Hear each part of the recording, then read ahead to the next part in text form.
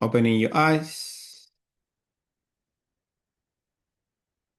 Welcome, everyone, to our mindfulness session to release stress and anxiety. And I'm very happy to be here with all of you to talk about a topic that is very relevant these days because all of us, we experience stress and anxiety in one way or another.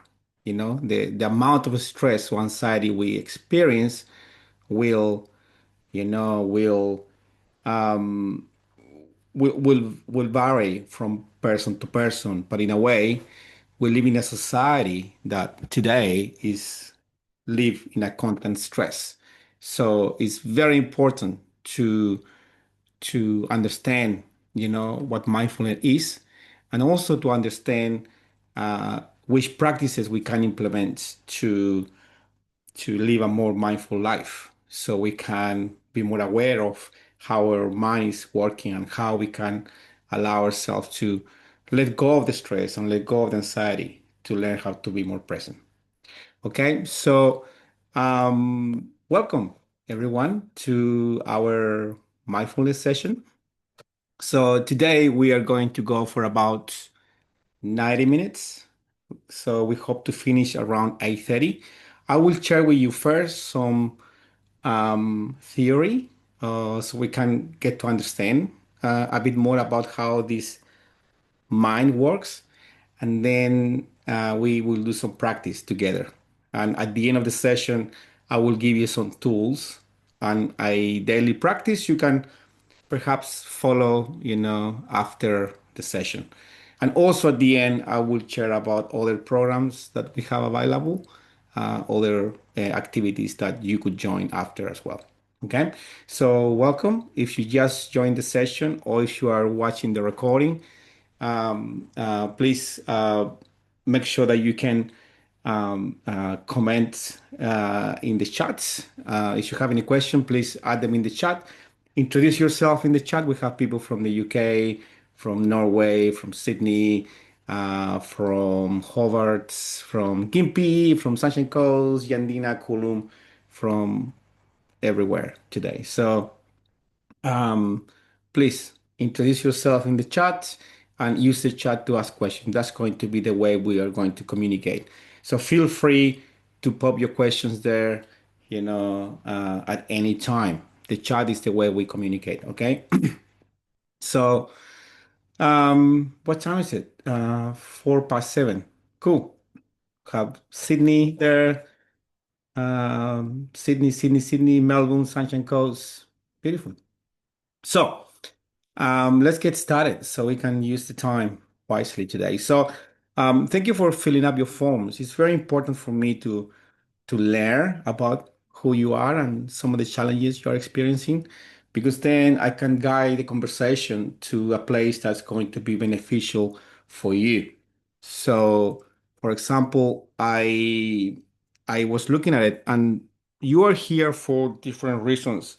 I see that some of you are here because you are experiencing anxiety, stress, depression. Some of you are feeling stuck.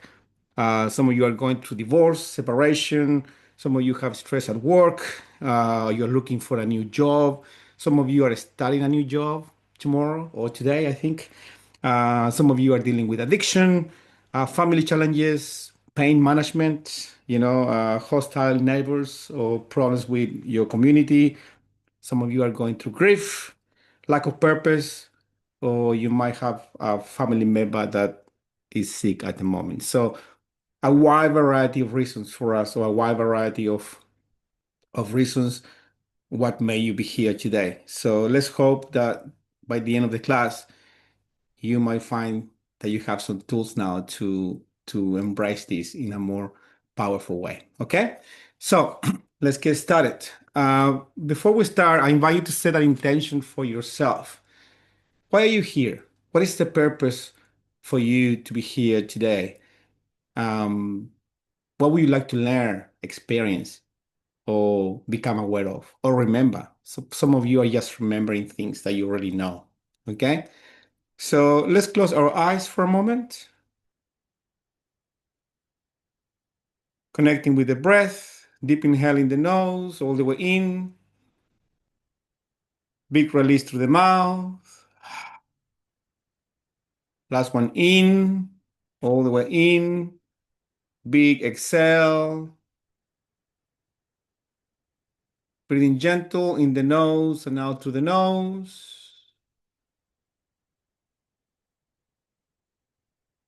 Gentle breathing. Hmm.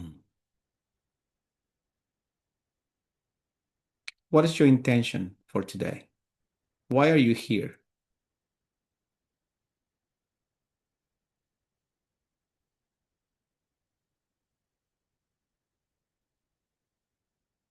Cool. Can open your eyes. You might want to write that down in case you should have a journal. It's always good to have a journal when you come to a class like this because you might be able to, have some insights about yourself and then you might write them down. Sometimes we go through a lot of content and then you might forget some of the content that you have learned here. So, how would your life be without stress or anxiety?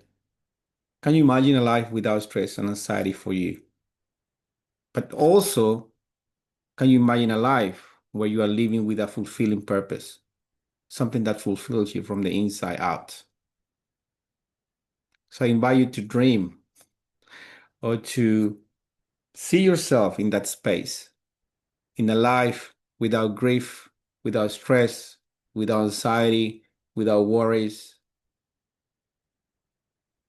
a life in community, whatever that means to you, but also living with a fulfilling purpose that, make you excited to wake up in the morning and go to work or meet your partner or be in community as well. So a lot of people believe that we cannot live without stress or anxiety, that that's part of life. There is an element of truth in that. However, the amount of stress and anxiety can easily be controlled by learning how to understand and control our own mind. The ultimate happiness is that happiness that comes from within, that is not controlled by external circumstances. Okay? Otherwise, we live in the illusion of happiness or the illusion of peace. We are peaceful because everything is under control, because everyone is behaving the way I want them to behave, because, everything that I desire is present with me. But that happiness is a illusion because that happiness depends on external factors. So if we depend on happiness, peace, and joy from external factors, we will always be disappointed and you will always experience stress and anxiety. However, if we can learn how to bring that happiness from within, how we can bring that peace from within, regardless of the external circumstances, we can definitely live without stress and anxiety, you know? So we can find that happiness within and that peace within. Stress and anxiety, they disappear because no matter what's happening outside, we can always be centered, balanced, and peaceful. For some of us, this is like, oh, so far away, right? So, oh, yeah, sure, you can do it because whatever, or the monks can do it in the mountains. But in a way, we can all get there. But it's a process. It's not something we learn in a class like this. It's a lifetime, it's a daily practice.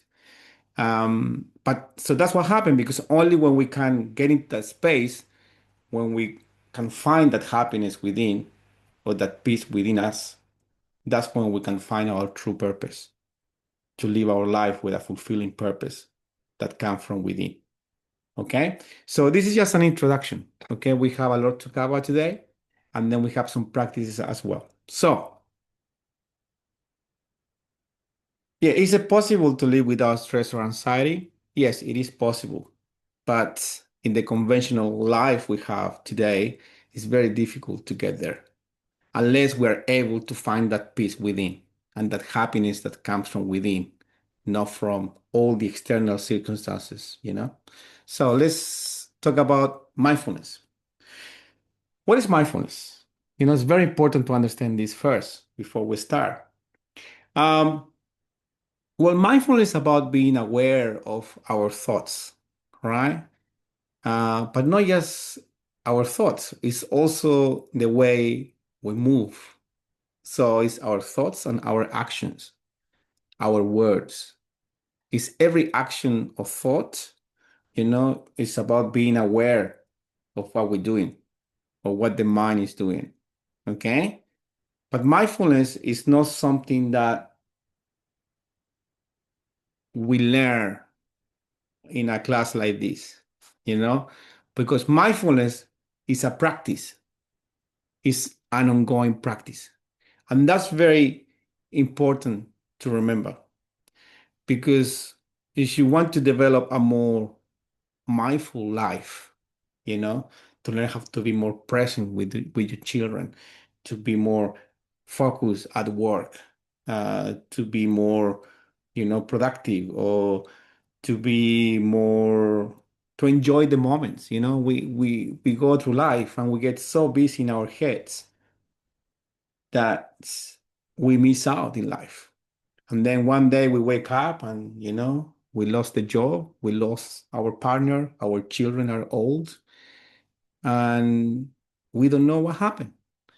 We say, where was why did how? And we get like, why? And that's because we are not being mindful. We are not living a mindful life in which we can be present in every moment so we can see what's going on. So mindfulness not only impact our personal life, it also impacts our productivity at work, our effectiveness, our ability to identify opportunities because we are present, you know? But that's why mindfulness is an ongoing practice. And what do we practice? When you say, okay, if it is a practice, what is the practice? We practice awareness, you know, being aware. We humans, we are the only living being, living creature that is aware, that is aware. A lot of animals are aware, they have awareness, but they're not aware that they are aware. We are, you know, and that's a massive, powerful tool. We have this mind, that is thinking all the time and has awareness. However, as I said before, we get busy in our minds and then we disconnect and then we are so busy that we start working on autopilot. And in that process of working in autopilot, we start missing out in moments. We start worrying about the future that never comes. We get stuck with the past and we kept thinking about it and we kept thinking about it. And then this machine, that is the most powerful machine, the most powerful gift that we have been given to experience this life, becomes our worst enemy. Our mind is such a powerful gift, it can create, and it can also can destroy, right? However, when this goes out of control and we stop being aware, we become like robots in autopilot and we get stuck into the busyness of life, into the past and into the worries of the future. And all of this is what creates the stress and the anxiety. So when we practice awareness, right? Which type of awareness we practice? Before we practice awareness of the mind, we practice awareness of our body, right? When someone is sleeping and you need to get in the bed or out the bed or into the house and you don't want that people find out that you are there. When you come home late and we walk, we walk like slowly and step by step, and you become super aware of your movements and how you move. That's full awareness. But these days, we're not aware of our body. And that's why we develop sickness. You know, are you aware of how you are breathing right now? You know? So the way you're breathing determines, the state of your nervous system. So when we start learning about these things, we say, okay, I'm aware of that I'm breathing fast, shallow in my chest. Okay. I'm experiencing a bit of stress. What can I do to change this? Okay, I'll change my breathing pattern. I will breathe differently. Or my posture, sometimes you are twisted or you are in bed with your phone and you are all twisted and then suddenly you realize you can't move anymore. So we start with awareness of the body. So we start working on the health of the body. Then we're aware of our mind, our thoughts, our triggers. Are we aware of our triggers? Are we aware of how many times you complain a day? Are we aware of the stories of how we interpret reality? So all these things are very important because this machine in our heads is having a conversation with us 24/7. And that conversation is creating stories. And if I'm not aware that I am creating those stories, that I'm having that conversation with myself, this conversation will start dominating my life. So mindfulness allows us to step back and become the observer. So now you are in control, not your mind. Who are you then? Okay, we are awareness. That's what we are. We are conscious awareness. We're aware and we are conscious that we are aware. And now we practice this by observing the body at every time, the way you move when you wash your hands. You're fully aware that's meditation, by the way. You know, aware of your breathing. When you're having a shower, are you aware of the water filling your body or going through your skin? When you're eating, like that's my problem. I I am a very unconscious eater. I'm usually unaware of it. So I will eat very fast. I will not, process my food properly. And then, yeah, I eat like a little pig, you know? I like, and then I'm eating too much and I'm eating, and then I shouldn't keep eating, but I keep eating. So that's awareness there. And then the mind, the thoughts, the unhealthy thoughts. And then finally, aware of our other side, the spirit, the soul, or your purpose. You might not believe in spirit or soul, and that's okay, but you might believe in purpose, in having a purpose in life. Discover your purpose or just choose a purpose. You shouldn't believe that you have a soul. So that's even more far away. If we are not aware of our body, you know, step number one, we will have an unhealthy body, and that will produce an unhealthy mind. And if we are not aware of our body or our mind, we will never be aware of our purpose or that connection beyond our physical or material existence. Okay? So, yeah, with mindfulness, we practice awareness. So, what can be we mindful or aware of? We spoke about this already. Your breath, the speed of your breath, the depth of your breath, the location of your breath. Are you breathing fast, shallow, deep? Um, is it in the belly and your chest? So today I will share some breathing techniques with you.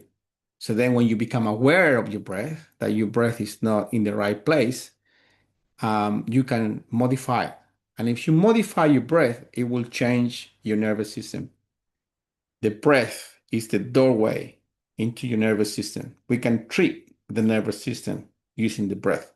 If you are stressed or in a fly or fight mode, by changing your breathing pattern, you can go into a relaxed state. If you have insomnia, if you can sleep, by changing your breathing pattern, we can go to sleep. We can relax and go to sleep. If you have no energy and you feel you lack energy, we can use the breath to increase the level of energy and become awake, in 5 minutes. These breathing techniques are very powerful. Ancient pranayama techniques, breathing techniques, breathwork techniques that we can use to change our state. However, if we are not aware of our breath in the first place, How are we going to change this? It's very impossible. That's why we practice the mindfulness. So the mindfulness allow us to see in the moment, as soon as I start breathing in a different way, okay, I need to change my breathing pattern. And then you are in control. Okay? Your posture, are you sitting straight? Even right now, as we're having this conversation, is your heart open? I always teach this in class, in yoga classes with men. Say, open your heart. Your heart is always facing up, but your chin, your ego is facing down. Humble, humble warrior, right? Open heart, connected, spine straight, very important so you can be aligned with the energy channels. And then humble, chin down. And that's how we walk in life. How you're sitting when you drive. What is your posture when you're driving? Are you sitting there with your heart open? Are you lying in your bed in the wrong way? Are you watching TV So very important to be aware of that. The way you move, when you are making coffee, when you are, you know, some of us are very unaware of the way we move our body. Okay. Eating, we spoke about this, the speed, the amount, the content, reactions, automatic responses and triggers. How do you react when you get disappointed by someone? How do you react when someone disagree? Um, oh, sorry, I'm just looking here. Insomnia, bringing practice. I will share that later, okay? At the end, we share some practices, okay? So, triggers. This is a big one. We get triggered all day long. You might not verbalize it, but we do get triggered. A trigger is a reaction, it's an unconscious reaction to an external situation.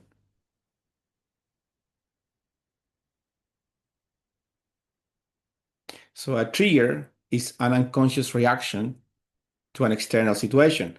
It could be your partner, it could be your boss, it could be the government, it could be the traffic, it could be the weather, it could be something unexpected. Okay? So we react automatically and then we regret, you know? So if you learn mindfulness and you become an active, mindful person, you will have less things to apologize for. All of us say things and then we regret them. We say, oh, shoot, I shouldn't have said that. I shouldn't have done that. I should have waited 5 minutes before I respond to that email, you know? So becoming aware of those things, becoming aware of our thoughts, are your negative thoughts, your negative patterns, and your positive thoughts as well, and the stories that we create in our mind. Okay? And then complaints, verbal and in your head. We complain a lot in silence. Every time we complain, it's because we're not accepting things the way they are. So we are in a situation with a person, with environment. When we don't accept things as they are, there's not acceptance. We create a story, and the story is the complaint. And the complaint creates suffering. That's how we create suffering. Okay, same with the reactions. We do it the same way. Something happened, our mind in autopilot create a story about it. Why me or this person always does the same? And the story create a trigger response. And that trigger response creates suffering. So in that moment, millions of cells in your body are dying in that moment. And it takes a lot of time to recover from that. Now, if you have acute stress, that's when you experience for this situation for more than 3 weeks. If you experience stress for more than 3 weeks in a row, you have acute stress. And that's going to help you die younger. You're going to age more. Your organs will be under stress. And all of that's going to happen. You're going to age and you won't be functioning at your fullest potential. Okay? That's why this is so important to understand it and then to develop the practices so we can be more aware. Okay? So, sensations, becoming aware of the sensations in our body, which we call feelings. Now, that's a different workshop altogether about feelings and how to express our feelings. and understand the sensations in our bodies because we label the sensations and then we call them feelings. The sensations in our body are chemical reactions that are being triggered by the stories we create in our mind. Something happened, we have a reaction, we develop. So something happened, we don't accept it, we create a story, the story create a reaction, that reaction trigger our nervous system, and then the glands in our nervous system release all these chemicals, and then we have sensations in our body, and we call them feelings. Okay? I'm upset, I'm angry. And then those feelings are energy that gets stuck in our liver, in our kidneys, in our tummy, in our lungs. And then we get a mushroom coming out of our neck here when we don't release those feelings. So a lot of things to be aware of, is are we aware of those sensations? So then we can acknowledge them and find ways to release them. Okay? So we all have a voice in our head, and that voice in your head is talking to you right now. The voice in your head is agreeing with me, disagreeing with me, making comments about what I'm saying. The voice in your head is telling you what you're going to do after this class. So the voice in our head is always talking to us. Okay? And that voice in the head is what takes us away from being present.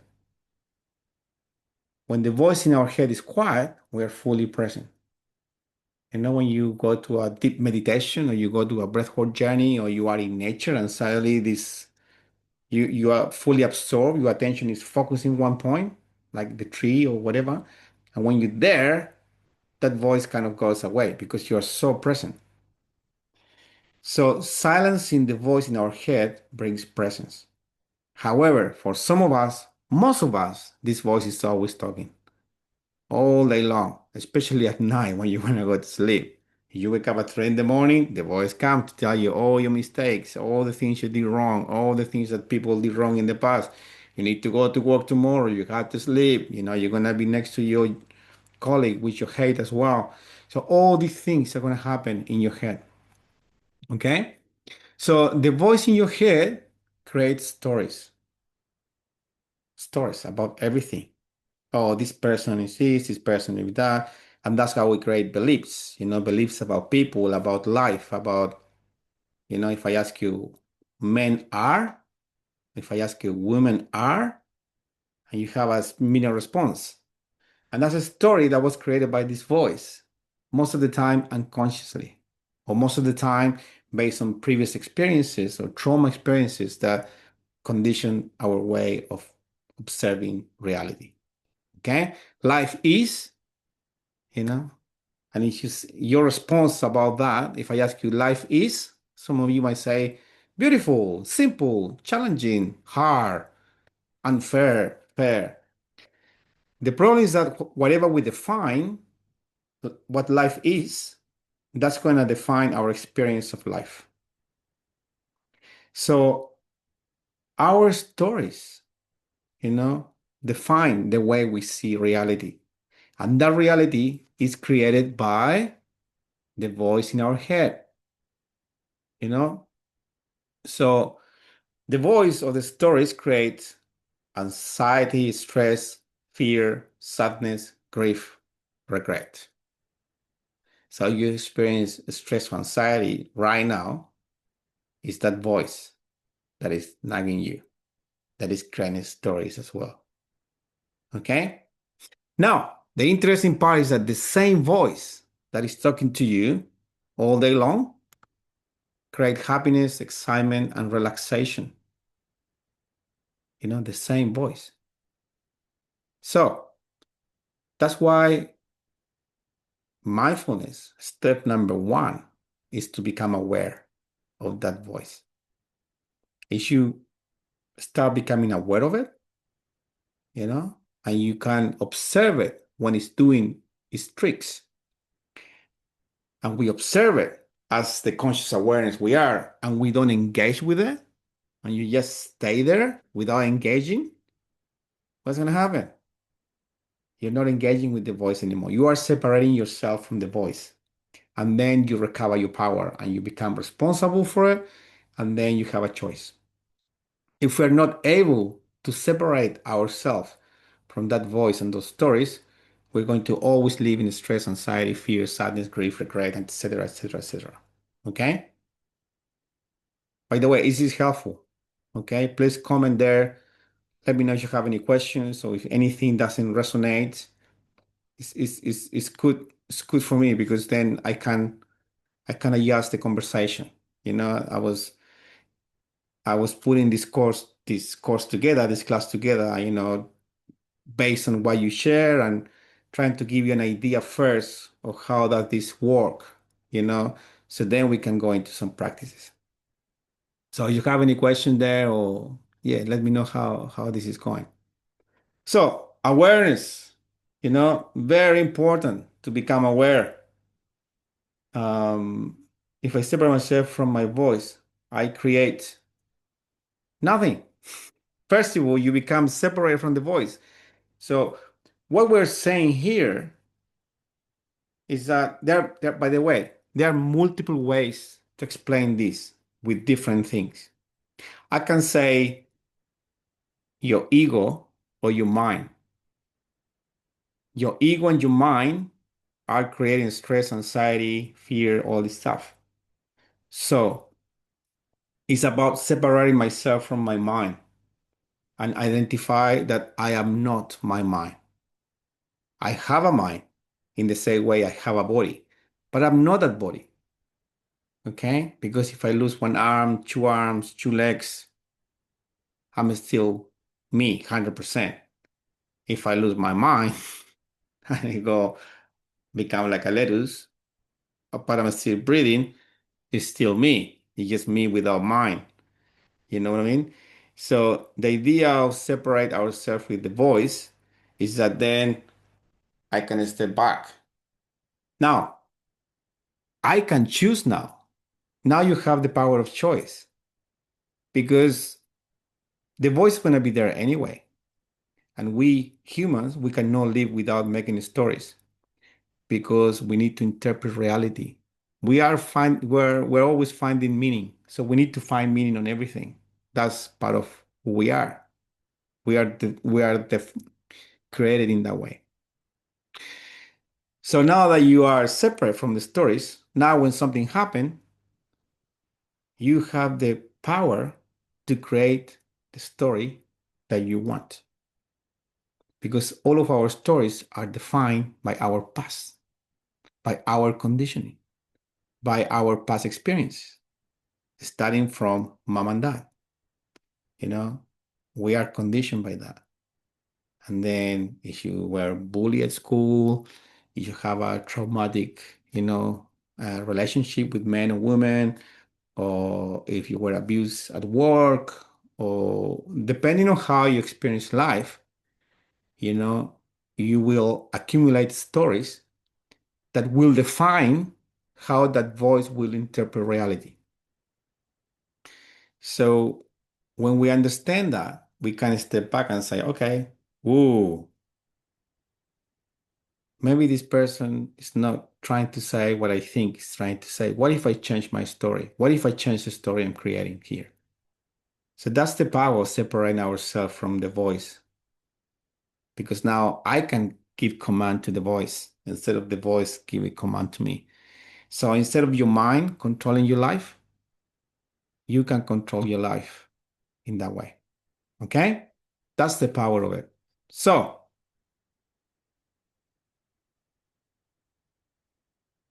the quality of your life is defined by what? By how much money you have, by how many relationships you have, by how much love is in your life, by your health, you know? So we all have different way of defining quality of life. But ultimately, all of those things are external factors. Okay? The quality of your life is defined by the quality of your stories. That's it. That's how it goes. The quality of your life is defined by the quality of your stories. Now, we don't have notes. I mean, You can watch the replay after. I'm gonna upload the replay, everyone, and you can make some notes. The replay will be available for a few weeks, I guess, and then you can just go into it and take some notes from it. So that's something you can do. Very important to remember this, that I can control the quality of my stories. I am in control. I'm 100% in control of the stories I make. Okay. Well, I want to believe that because there's a part of me that is being biased. We're all biased. There's no way you're not biased unless you're awakened and you purify yourself to the fullest, right? But I doubt any of us, we wouldn't be here in this class. So we are always going to be biased, but within that bias, we can always uh, we can always, step back and say, okay, which story I'm making here, is that true? I always doubt my stories. So don't believe everything you think about. That's rule number one. If you want to improve the quality of your life, don't believe your thoughts because your thoughts are merely stories that are being repeat, repeat, repeat, repeat. So next time you have a story that tells you that you are not good enough, don't believe it. Challenge it, you know? Um, there is so much to this. Okay. This is part of a big program that I do with men mostly, for 6 weeks. So improve the quality of your stories, and then you can improve the quality of your life. As simple as that. Um, very, very, very powerful. Thank you, Jane. I appreciate it. Yeah, so improve the quality of your story, improve the quality of your life. That's it. That's how simple it is. Now, this is the most important part of today. Knowing all of this will change nothing in your life. Okay? You might know all of this, you might read all the books, but knowing it will do nothing for you. Yeah, you become aware of it, but you know it, but it's there. And then we become numb to the knowledge. It's like learning how to swim. How do you learn to swim? Imagine you read all the books. You come to an online class on learning how to swim. You learn all of this stuff. Um, you can learn all of this if you want to swim. And you learn the books, you watch the videos, I'm ready. And then you go and jump in the ocean. No, how do you learn to swim? You have to get in the ocean and practice every day. So this type of knowledge is good for awareness. Okay, I'm aware of it. Now we need to practice. Mindfulness is a practice. That's how we started talking today. Mindfulness is a practice, a ongoing practice.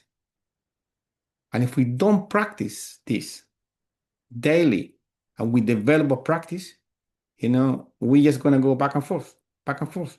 That's why people go to, retreats overseas and they spend 7 days in India or they go in silence and then they come back and feel, oh, I'm good, I'm perfect, my life is great, blah blah blah, and then they go, they do anything, and then 3 months later, 6 months later, they're back on the same place because they don't keep doing their practice.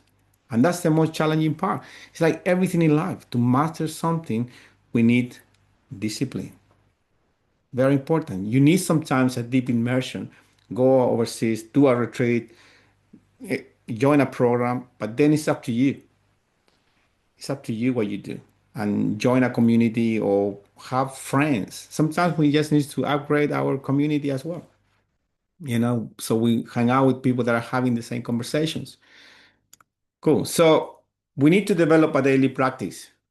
Okay. And this daily practice, it becomes a way of being. That's the only way. If you want to eradicate, not eradicate, but reduce all these things, stress, anxiety, find your purpose, or especially if you're going through if you're going through different situation in your life right now with family, addiction, grief, or lack of purpose, all this stuff, we need a daily practice. And this daily practice, sorry, I was going to say something, I forgot. So yeah, we need a daily practice. Now, what is a daily practice? Well, we have tools. yoga. We need to practice some yoga. Meditation. We're going to do some meditation today. Breathing. We're going to do some breathing today, Leah. Then healthy eating. Healthy eating, it's a way of being. Exercise. A lot of people come to my breathwork to do like and to become regulars. They love breathwork, and then I kick them out. I said, "Don't come anymore. Go and exercise. Go to the gym. You need to exercise your body because we get addicted to something, and then we do. Breathwork is good. Make me feel good. I have a high. You need to go to the gym and exercise and change some of your eating habits. Because when you have unhealthy eating habits, it will destroy everything. Start with the body. Start with the body. Body, healthy mind. Healthy mind, healthy body. We start with the body. So develop a 5-minute routine exercise in the morning, stretch, do some yoga, improve your eating habits. Alcohol and drugs are horrible, especially if you're going through a bad time. That's the worst thing we can do because alcohol is a depressant, and then the next day you feel even worse. Of course, you drink, you forget about all your problems for a moment, and we become more funny as well. Everything is funny, everyone is more funny, and then we have a really good time. But then, boom, long term, it just we go down the hill. So we have to develop an ongoing practice because the bad news is that the voice in your head will never go away. Will never go away. It was always going to be there. Our mind is not designed to make us happy. Our mind is designed to keep us alive. It's designed for survival and it's designed for survival and to pass down the genes. That's why our mind does that. It's not designed to make you happy.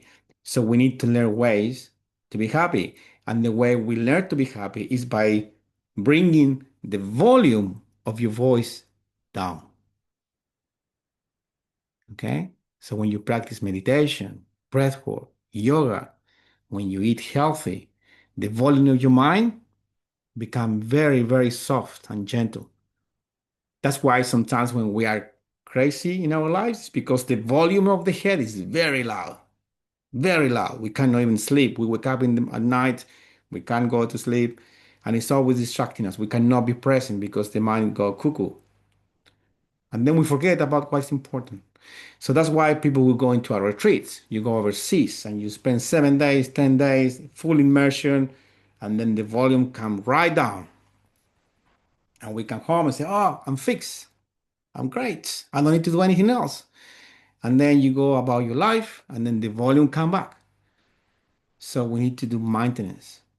And that maintenance means that, once a year or twice a year, you do a full immersion. Then you go to a regular activity, once a month or once a week. And then every day you do something to maintain the volume of your mind down. And it's a daily practice. The most important part here of all of this is your daily practice. Because without a daily practice, um, it's very difficult to master all of this. Okay? So let's do some practice. Let's do some practice. Okay. So um yeah, we're gonna practice a meditation and breathing practice. And this will be recorded so then you can perhaps watch it again, memorize it, and do it by yourself. So any questions before we do some practice? 7:45. Wow. Are we all good?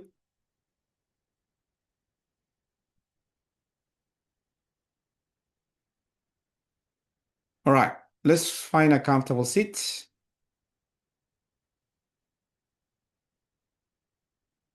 Finding a comfortable seat.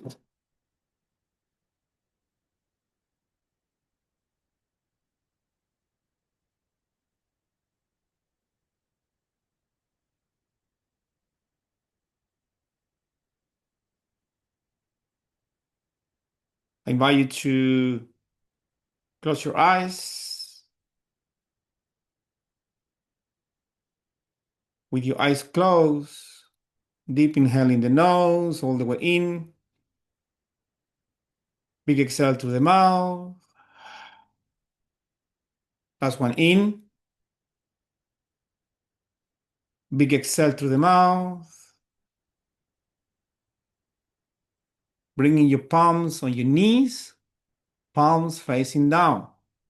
If you are sitting on a chair, make sure that both feet are on the ground. Your back is straight, shoulders relaxed, your neck is long, and the crown of your head is pointing straight into the center of the universe.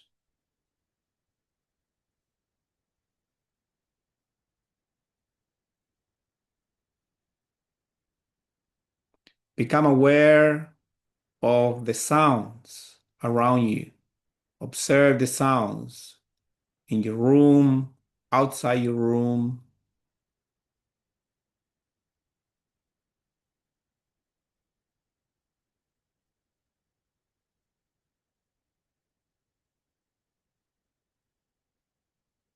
Observe the sounds. Bring your full attention to the sounds.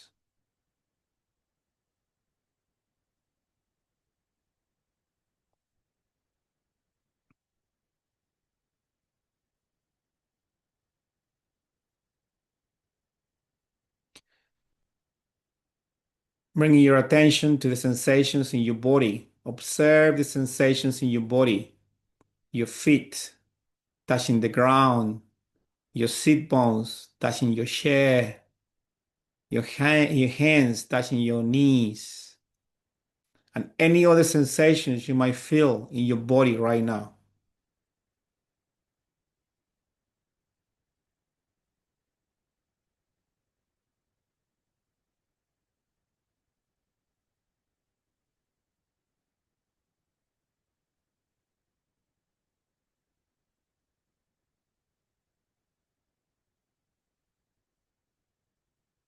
Observe any smells around you, any scents,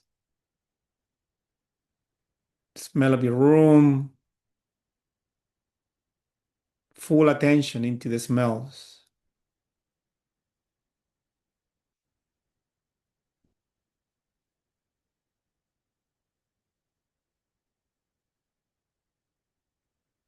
Bringing awareness to the taste of your mouth.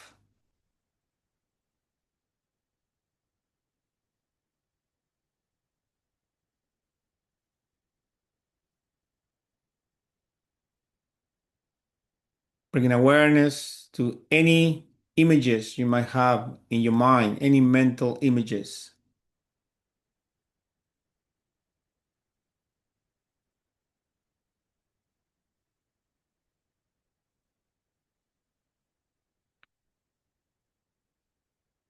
Bringing awareness to the breath.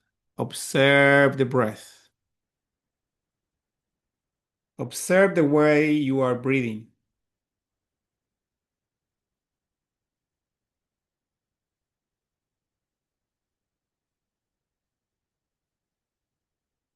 Full awareness to the breath.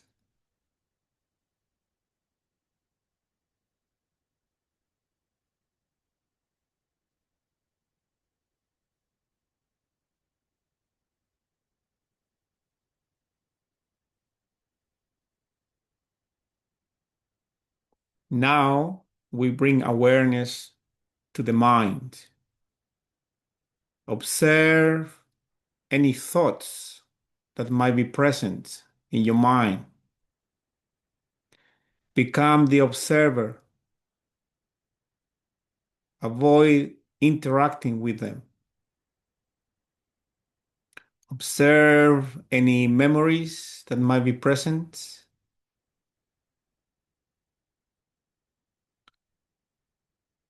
Any thoughts about the future right now.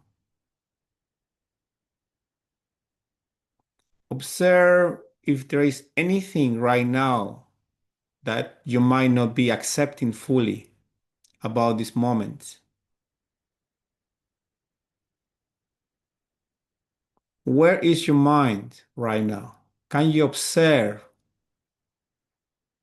what your mind is doing?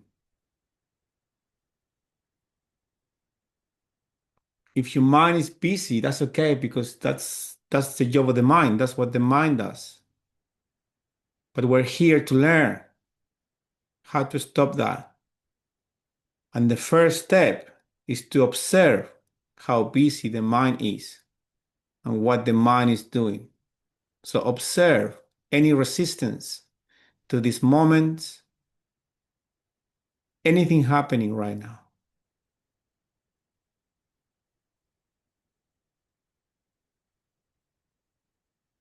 Full awareness.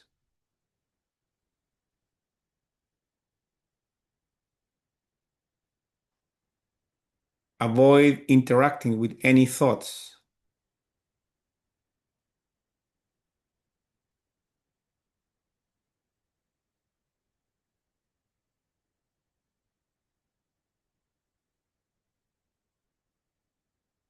Now bringing your awareness into the breath again. Full awareness to the breath without changing your breath.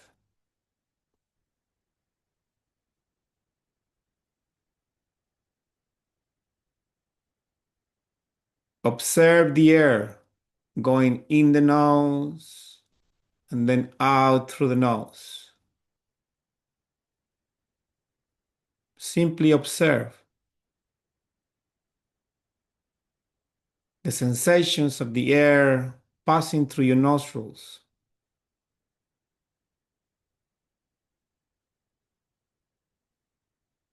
Full presence.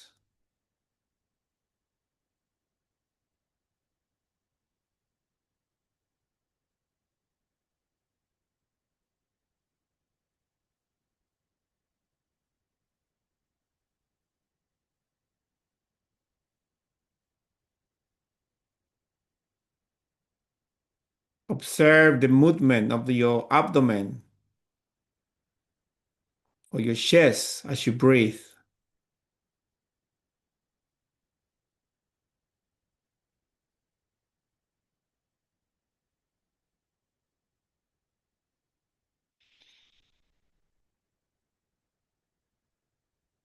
Now, consciously start breathing a bit deeper.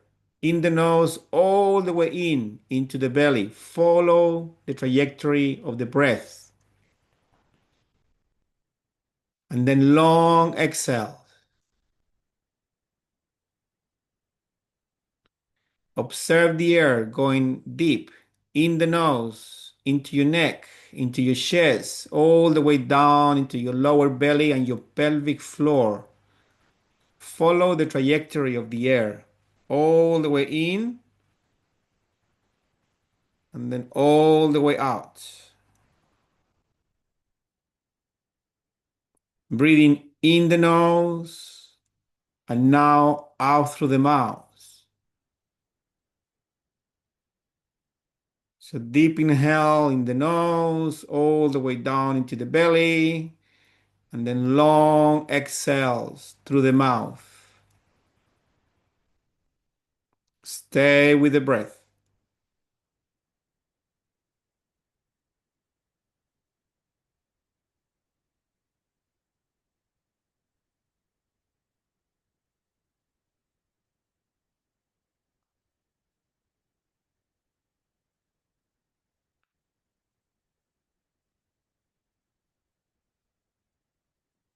On the next inhale, we start counting. Inhale for the count of 4 in the nose, and then exhale for the count of 8 through the mouth. Deep inhales in the nose for the count of 4, long exhales through the mouth for the count of 8.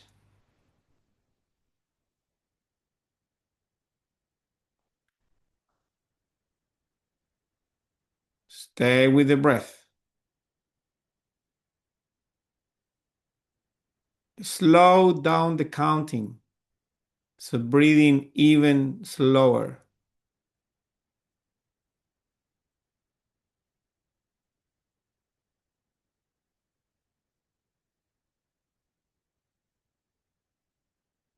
If you are running out of air, just breathe with less force. So it's more gentle, the exhale. And even the inhale, just gentle. Keep counting. In for 4, out for 8. Slowing down the breath.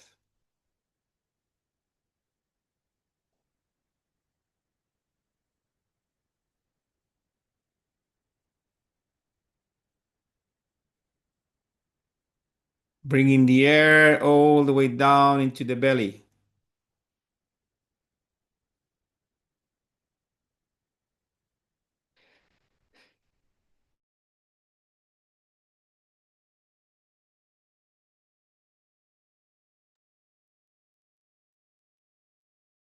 Stay with the breath. On the next exhale, I invite you to release any energy you would like to release.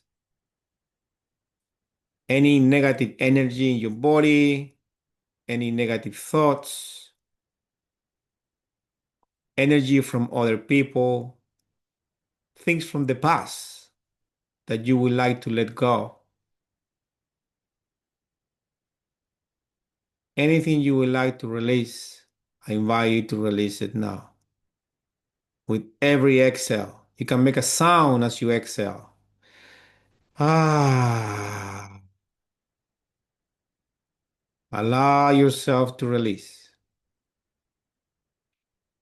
Deep inhales for the count of 4 into the belly, then long exhales through the mouth for the count of 8 as you release anything that is not serving you anymore. Stay with the breath.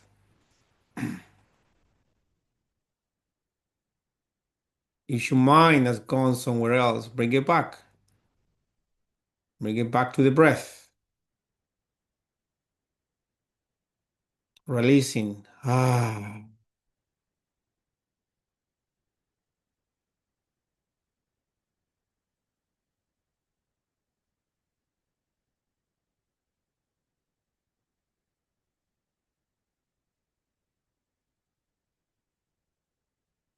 Stay with the breath. On the next inhale, I invite you to invite the new. What would you like to invite into your life? More peace, more joy, more happiness, more well being, connection.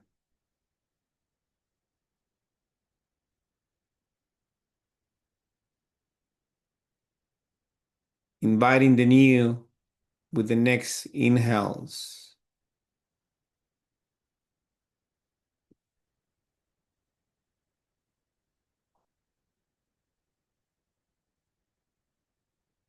Stay with the breath.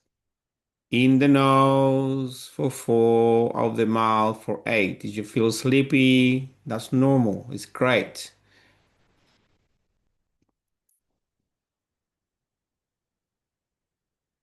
Now, as you inhale, visualize a white light going in the nose, into your head, in your body, all the way down to the pelvic floor. And as you exhale, this light goes up along your spine, all the way up into the crown of your head, shooting into the center of the universe. Breathing the light. And visualize this light purifying your body, purifying your mind, purifying your spirit. Stay with the breath. Keep breathing in for 4, out for 8.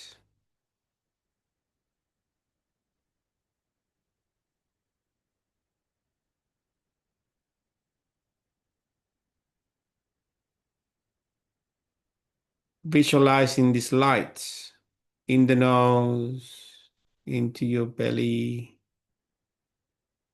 and then out along the spine.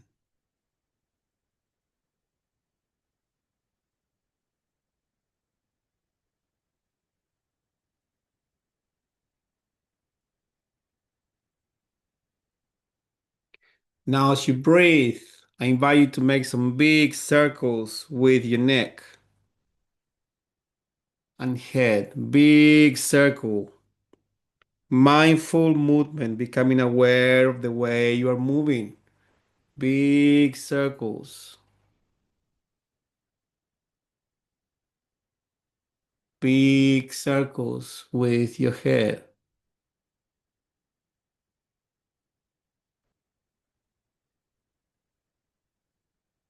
Slowing down your thoughts. Keep counting. In for 4, out for 8.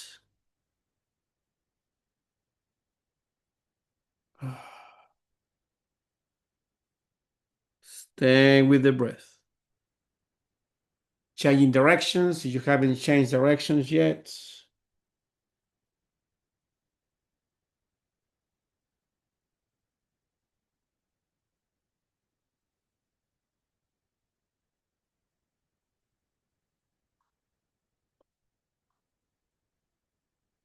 Stretching your neck. If you want to stretch it to the left and then to the right, perhaps to the front.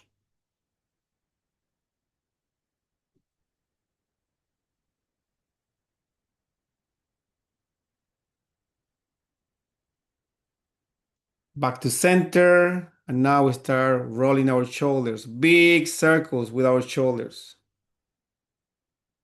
Stay with the breath. Big circles with your shoulders.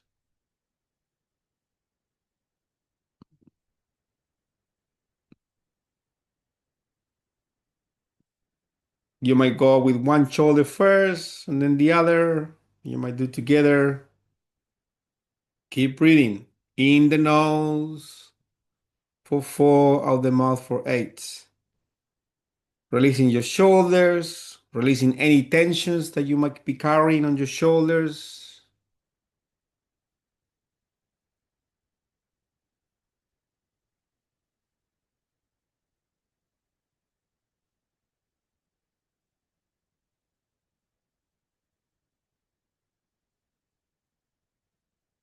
You might roll your shoulders and your neck at the same time.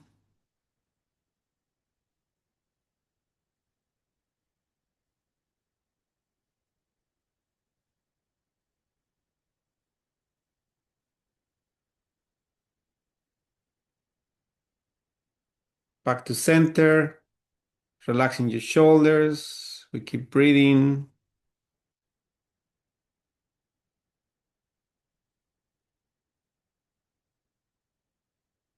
Bringing your hands down into your knees again.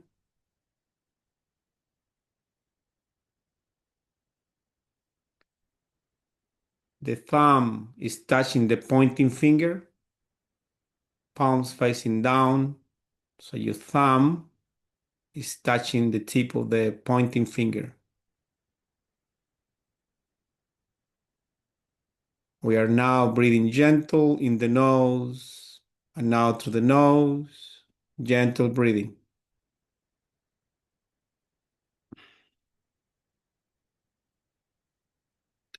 With your eyes closed, bring your gaze towards your third eye, the point between your eyebrows. And you might lift the tip of your tongue all the way up to the front palate.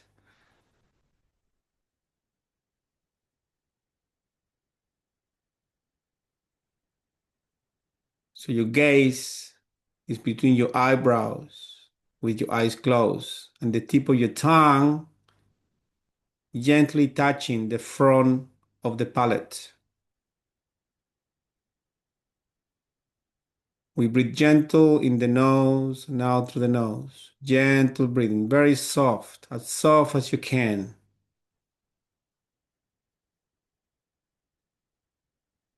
Becoming fully aware of the breath.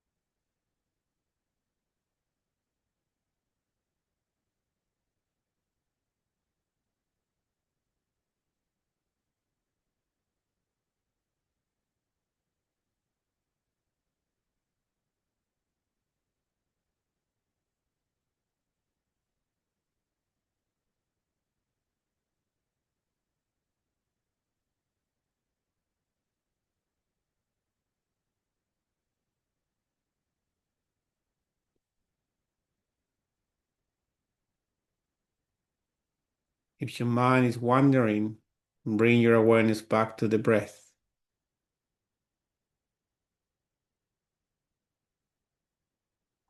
keeping your gaze between your eyebrows.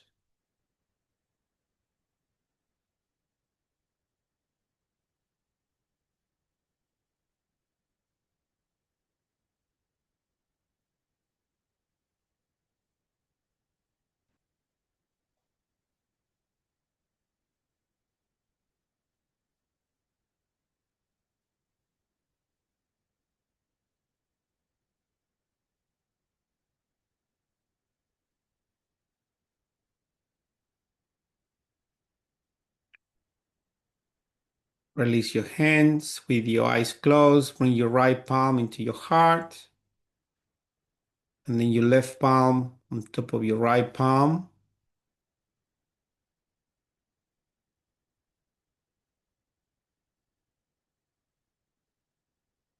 Breathing gentle, connecting with your heart.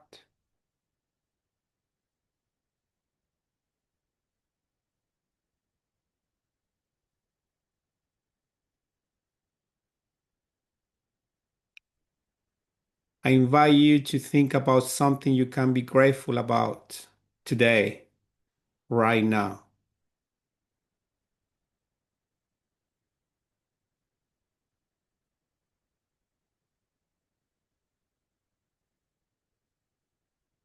Bringing gratitude into your heart.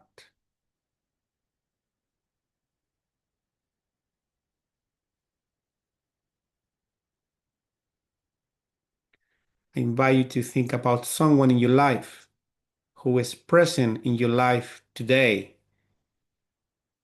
someone who makes your life special in one way or another.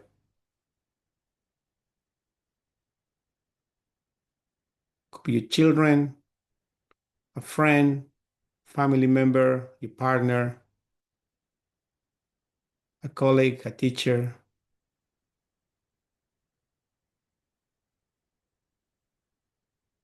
And from your heart, I invite you to send deep gratitude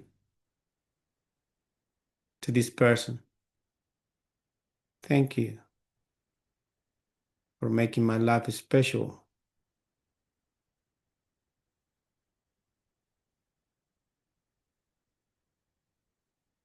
Bringing gratitude into your heart.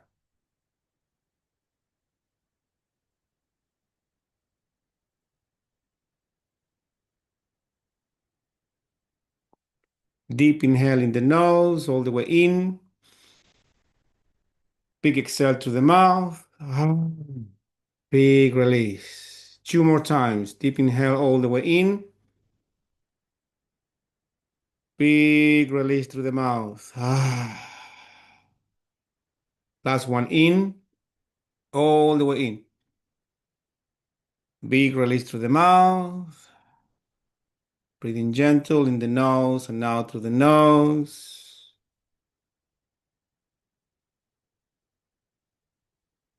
Bringing your palms together into the center of the heart. Breathing gentle.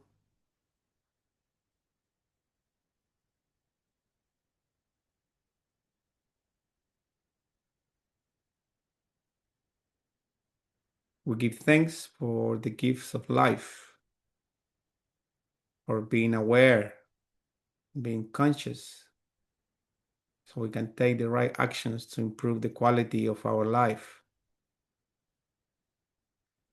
so we can be the best version of ourselves, not just for us, but for the people we love and for the world. Deep inhale all the way in, long exhale. You can open your eyes.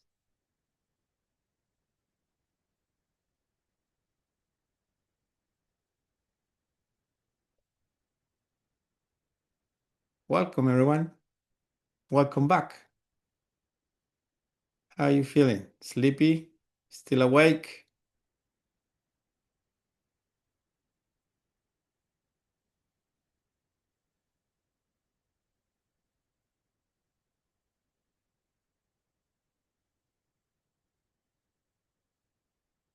Okay. So, before we finish, I'm going to share with you like a daily practice that you can follow. Okay? At the end, we might do some sharing if you want to stay for a bit longer. So, hope you enjoy that. In the presence of gratitude, there is no fear. And usually stress and anxiety is triggered by fear. That's why we do that. Okay?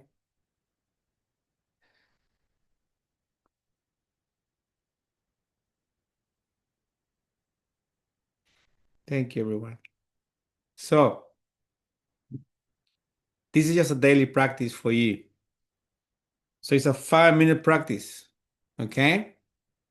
Something you can do in the morning, at lunchtime, and even in the evenings. Just 5 minutes. Put your clock. And just breathe in through the nose for the count of 4, and then out through the mouth for the count of 8. If you have insomnia and you can't sleep, you do this. This is the practice you do. Okay? To sleep at night, in the nose for 4, out the mouth for 8. Okay? As slow as you can. The idea is to slow down the breathing. Okay? We slow it down. We breathe slowly. The slower you breathe, the better. Okay? And then after you finish your 5-minute practice, just sit in silence for 2 minutes, observing the mind or observing the breath, similar to what we just did today. Okay? So that's your daily practice in terms of breathing. Very simple. You might think it's too simple. Yes, this is not complicated. We just need to do it. The problem is that we don't do it. Um, and then daily practice as well. Become an active observer of the voice in your head. Active all the time. Observe the voice. The important part here is to avoid interacting with the voice because that's the problem.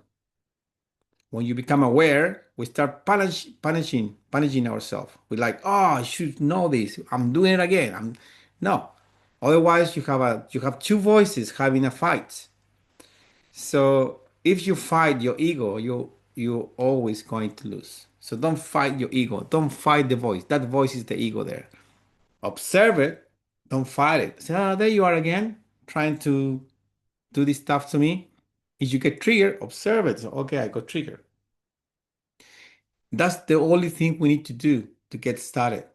Because what we're doing here, we're bringing light into that darkness. And as you keep bringing the light, you keep bringing the light, becoming aware, not interacting, become aware without interacting, become aware without putting punishment on yourself, just become aware. Here I am with the same story. I observe that. Okay, what do I do? Nothing. Perhaps you can bring your awareness back to the breath. Right? That's what you do. You say, okay, That's the voice again. Breathe. Okay? That's what we do. Then become aware of your mind during everyday activities. For example, showering. Have a mindful shower. Do the same thing, but be aware of the water, of the bubbles. Become aware of your body. If you're washing dishes, become aware of what you're doing. Be fully present with the water, with the dishes. Connect with these things. It's like gardening. But this is just more simple things. Making coffee. You're making coffee. Become aware of the full process. Be present with the making of the coffee. When you're walking, become aware. You're walking. Have this presence. And then this presence start growing within yourself. And then when you walk, when you enter a room, you bring this presence with you. And then you can start influencing people just by you being fully present. It works. All the things I'm teaching you or sharing with you is the way I live my life. I didn't got this from a book. I got it from experience and from learning from multiple different teachers. And yes, some of them from books, but this is the way I live my life. Everything I shared today, I just put it together this morning, and I just started typing on my book. I went here and I started. Well, you can see it right, and then I put it here. So become aware, and then you have this presence, because then you can bring this presence to your family, to your children, to the next sales meeting, to the next negotiation with a client. Next time you are listening to your someone with a problem. And then, yeah, observe your reactions and triggers to people, situations, and the voice in your head. Triggers. So three things: daily activities, triggers, and the voice. Okay? So next time someone trigger you, observe, ooh, this person is making me feel uncomfortable. Every time you complain as well, observe your complaints in your head, which is a trigger as well. Complaints are triggers. I don't like that. Why do I have to do it that way? Why do I have to give you this? Why do you want to know this? Why? You know, all of that stuff. They are reaction and triggers. Why is it important to be aware of this? Because reaction and triggers take away our peace. They create suffering, not just for ourselves, but for others. Okay? Good. I could speak for a day on all of this. There's a lot to share, but I did try to give you an idea of what mindfulness is, how to understand our own mind, and then how we can do some practice to actually slowly over time let go of all of that conditioning. If for you today the breathing part and the meditation was challenging, it's okay. That's normal. It's part of the process. Just keep doing it, because it's about changing our way of being. It's about becoming something new, you know? How long did it take you to be in that spot where you are right now if you are stressed or anxious? It took you a while. Or how many days have you been practicing anxiety or stress? How many days? How many years? So if you have been practicing stress and anxiety for 5 years, you will not get rid of it in a day. Now we start practicing mindfulness, and then eventually we evolve. We evolve and we start letting go. We learn to accept. We learn to let go. We learn to be present. And all of this happens as we start incorporating some more healthy habits, healthy activities, the way we eat, exercise, yoga, meditation. Sign up for a yoga studio and go for a yoga class. You know, you will learn things. It's challenging, but yeah, if you don't have time for that, you don't have 5 minutes of your day for yourself. Tony Robbins says you don't have a life. It's like a lot of people, they they crave for Fridays or they can't wait for holidays. It's like, man, you don't need holidays if you are living your life every day to the fullest. Or Fridays, if you are having, if every day is joy and you can enjoy it for what it is. Life is a gift. This 3D world that we live in is a gift. And we need to learn how to live it, how to live in it properly and enjoy it. But for that, we need to work on this. It's all here. And if you understand this, that it's all here, then we understand that no one and nothing can make us suffer. It's solely this that creates suffering. Stress, anxiety lives in your head. I have my stress, you have your stress, you have your stress, you have your stress. All of us have our own, you know, flavor of stress. So it's very important that we learn how to control this thing because it's so here. And then we stop blaming people. We stop blaming the ex. We stop blaming everyone else. And that's very empowering because now you are in charge. And this takes time. Remember, it's a daily practice. However, we forget. It's normal to forget because we get busy with life. We get busy with life. We have children, we have work, we have to do this, we have to do that. There's no time for feelings, there's no time to stop. We just go, go, go, go. Men and women, you know? That's why it's very important. And we need to really, really work on this. Okay? So it's very important to develop a daily practice. Any questions? Please put them in the chats. Thank you for your words, Lynn. Thank you so much. Yes, be present and bring that presence, and you will start impacting the world in a way that will impress you as well. Okay? So, any questions?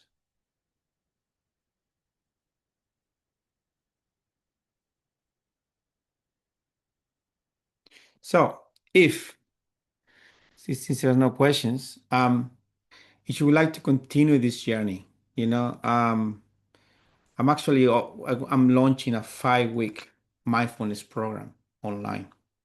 At the moment I run this 6 week yoga and mindfulness program for men, which is very powerful. It's massive transformation happening for men in that group. Um, and of course, it's a big program. We meet together for like almost 3 hours once a week, and we do a lot of work together. And a lot of people ask me, like women ask me, are you doing something for women? I say, well, actually, no, because men's work is men's work, women's work is for women to lead, not for men to lead. Everyone should focus on or do mixed things like today. So um I will share on that, Renee. So yes, so I'll be launching a 5 week program, 5 week meditation. So sorry, 5 week mindfulness program for men and women. Which will be online on Mondays. And the purpose of this is to actually now teach you meditation so you can learn how to meditate and you can develop a daily practice. And we can meet together every week to practice. And then I will give you a daily practice and a daily task for you to fulfill during the week. So if you really want to learn how to meditate and you really want to learn, more techniques, breathing techniques, and become more, yeah, just learn this properly. There's a lot to learn, and we can do it over 5 weeks. Okay. So, Renee, for your question, yeah, hands down to bring the awareness within. So, we bring inner awareness. Hands up is to receive, receiving inwards, outwards, inwards. So, we go inwards. That's why it was palms down. So, yeah, look, I'm launching this 5 week mindfulness program. So, if you know about anyone who is really stressed at work, a colleague, a friend, your partner, anyone, we start on the 1st of September. So it's pretty much the similar way we did it today, but we're gonna learn things properly. And then we have a community group where we share additional resources and we learn more things together. Okay, if you're interested, let me know. We're gonna launch it tonight or tomorrow.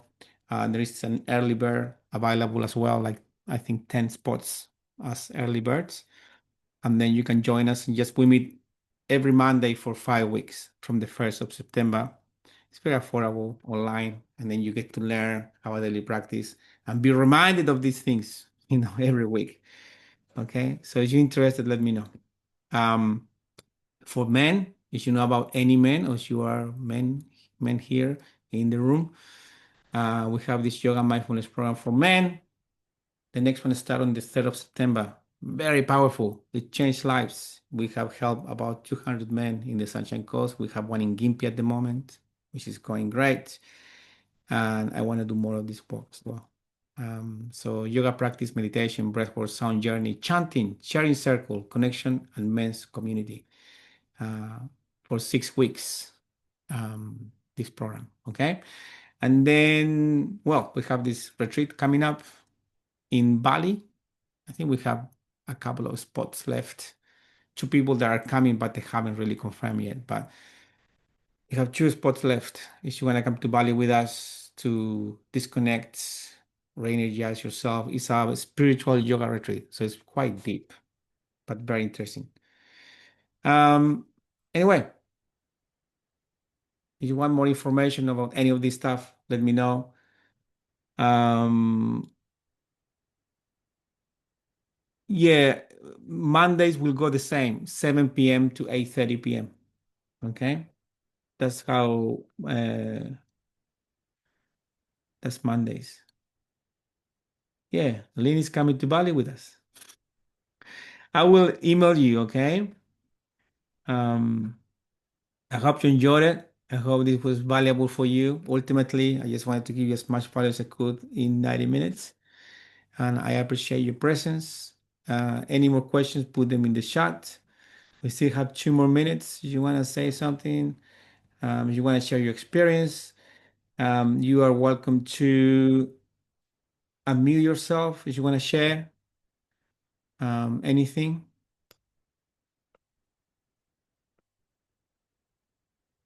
So yeah, if you want to say anything or any other questions, this is the moment to ask questions. Okay, Christian, I'll ask a question. It's Lena. Hey, Hey, how are you? greetings from Norway. We got sunshine and 20 degrees, so I'm sitting outside. Cool. Hello, Norway.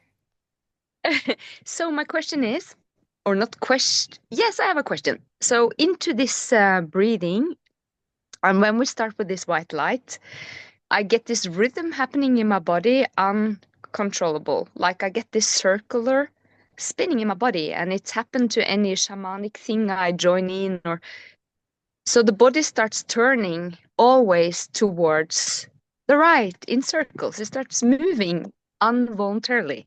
And I just sit with it and accept it. Could you explain something about that?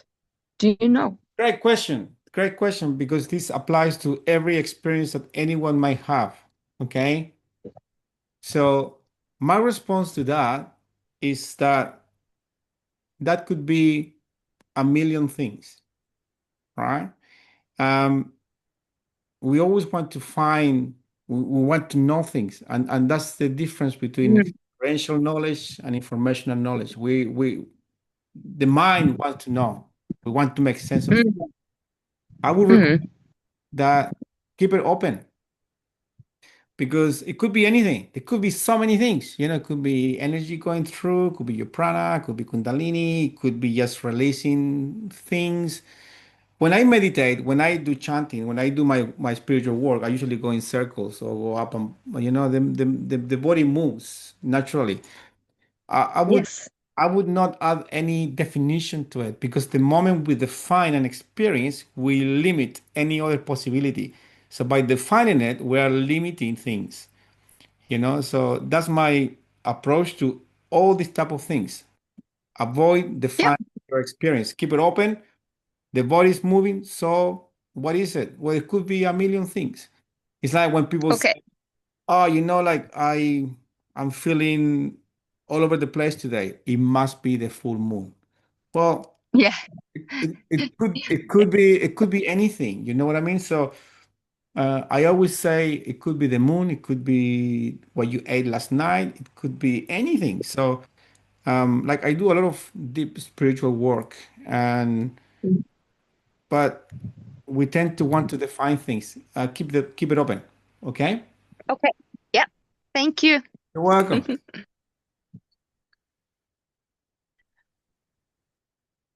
Who else want to share? Jane, do you want to share?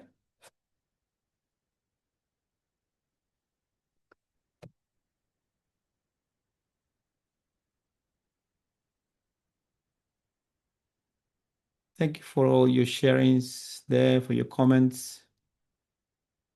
I will send you an email with the recording of today, and I will also send you the link if you want to book for this program coming up. Okay? Anyone else want to share? Jane, were you going to say something? No? Yeah, can you hear me? Yes, very Right. loud and clear. I was thinking of sharing it with a friend. I don't necessarily have anything I've got to share now, but if there's a link and I can send it on and um, to a good friend, then that'd be fine. Perfect. Yeah, I will send you that. All the information will be shared, and then you can share the information with other people. And of course, I will appreciate your support to help me spread the word about this work, which is very important, So your support help me help more people to find a way out of sometimes a very dark place. And it doesn't take much to be aware and to learn these things. Sometimes little things can make massive impact in people's life. And I really want to thank you all for showing up because my life purpose is to share all of these things. And I didn't choose to do this type of work. I'm an engineer, I studied 6 years in uni, and I'm a videographer. I used to run a video production agency. But over the years, I learned all this stuff for myself. And life had taken me to a very different path to what I thought I was going to be doing at my age today. I'm 43, and I thought I'll be doing other things. But now I found myself like doing all this work and running community work and doing a lot of, you know, spiritual or mindfulness work, which is completely different to what I wanted to do. I love it though. I have no choice but to do this work, and if you help me do that, is just by you being here today, it brings massive joy into my own heart because I'm living my purpose and I couldn't be doing anything else but what I'm doing today here. So really appreciate it, and your support is always helpful. It takes a lot of effort to bring people together, and there is so much noise out there. There is so many people offering things that we lack trust. We don't have trust, and there is so much noise. So really appreciate it. Okay. Thank you so much. Much love to all of you. I hope you enjoyed today, and let's be in touch. Bye bye.